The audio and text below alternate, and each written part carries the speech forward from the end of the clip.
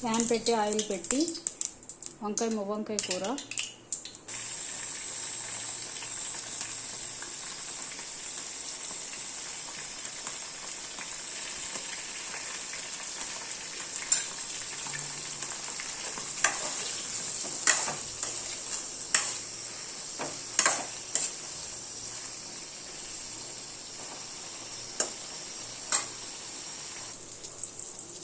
ఇప్పుడు మసాలా వేయాలి.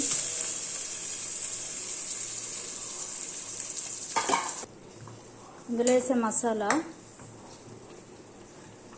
పీనట్స్ వేయించాలి, ఫ్రై చేసి, నువ్వులు కూడా ఫ్రై చేసి, కోకోనట్, నువ్వులు, పీనట్స్, అలాగే ఆనియన్స్, రెడ్ చిల్లీ, ధనియాలు, కొంచెం నూనె వేసి వేయించి, ఎండుమిరపకాయ, వెల్లుల్లిపాయ వేసి వేయించి మొత్తం గ్రైండ్ చేయాలి.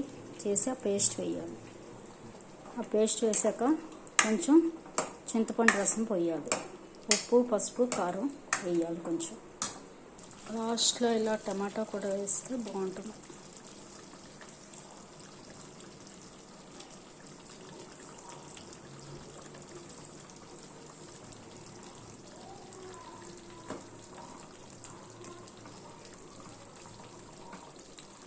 కాసేపు ఉడకనివ్వాలి టమాటా కూడా.